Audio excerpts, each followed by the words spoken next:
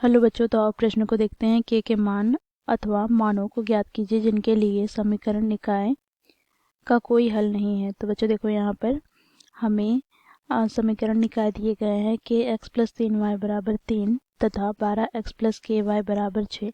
तो दिए गए प्रश्न की मुख्य अवधारणा की बात करें तो बच्चों देखो, यहाँ पर यदि रैखिक समीकरण निकाय a1x plus b1y plus c1 बराबर 0 तथा a2x plus b2y plus c2 बराबर 0 का कोई हल नहीं है, तो बच्चों देखो, इसके लिए बीजगणितीय निरूपण की बात करें तो यहाँ पर x के गुणांकों का अनुपात अर्थात a1 बटे a2 बराबर हो जाता है y के गुणांकों का अनुपात अर्थात b1 बटे b2, परंतु बराबर नहीं होता है अचरों के अनुपात के अर्थात c1 बटे c2 के।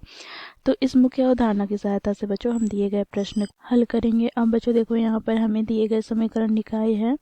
पहला समीकरण के x प्लस 3y बराबर 3। बच्चों इसे हम व्यवस्थित कर ले तो यहाँ से हमें प्राप्त हो जाएगा के x प्लस 3y माइनस 3 बराबर 0। बच्चों इसे समीकरण 1 दे देते हैं तथा दूसरे समीकरण की बात करें तो यहाँ पर हमें दिया गया है 12x प्लस के वाई बराबर 6। अर्थ इसे हम व्यवस्थित करें तो हमें प्राप्त हो जाएगा 12x प्लस के वाई माइनस 6 बराबर 0। इसे हम समीकरण 2 दे देते हैं। बच्चों देखो, इन दोनों समीकरण को हम रैखिक समीकरण निकाय के मानक रूप से तुलना करेंगे तो यहाँ से हमें a1 का मान प्राप्त हो जाएगा। समीकरण 1 में x का गुणांक अर्थात के, b1 का मान प्राप्त हो जाएगा y का गुणांक अर्थात 3 तथा c1 का मान प्राप्त हो जाएगा -3। अब इसी प्रकार समीकरण 2 को हम तुलना करेंगे तो हमें a2 का मान प्राप्त हो जाएगा x का गुणांक अर्थात 12, b2 का मान प्राप्त हो जाएगा हमें y का गुणांक अर्थात k तथा c2 का मान हमें प्राप्त हो जाएगा -6। अब बच्चों देखो, यहाँ पर क्योंकि प्रश्न में हमें दिया गया है दिए गए समीकरण निकाय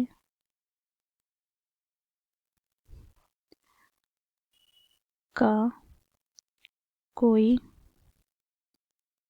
हल नहीं है, तो बच्चों देखो, इस स्थिति में बीजगणितीय निरूपण क्या होता है तो a1 बटे a2 बराबर हो जाएगा b1 बटे b2 के, परंतु बराबर नहीं होगा c1 बटे c2 के। अब बच्चों यहाँ पर हम मान रखेंगे तो यहाँ से हमें मान क्या प्राप्त है तो देखो, a1 का मान है k बटे a2 का मान है 12।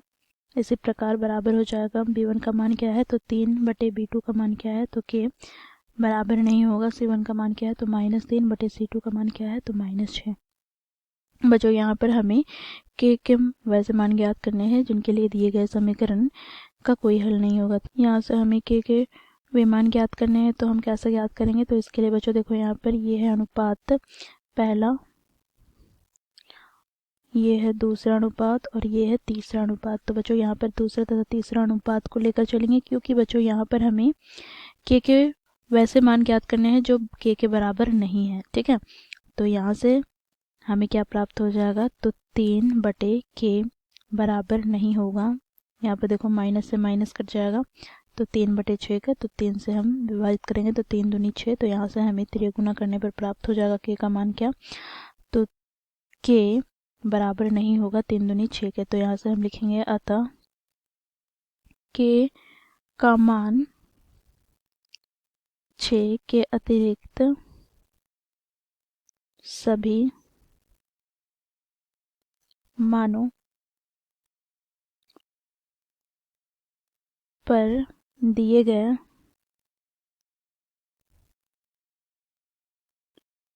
समीकरण निकाय का कोई हल नहीं होंगे। तो दिए गए प्रश्न को बच्चों इस प्रकार हम लोगों ने मुख्य अवधारणा की सहायता से हल किया। आशा करती हूँ आप लोगों को यह प्रश्न समझ में आया होगा। धन्यवाद।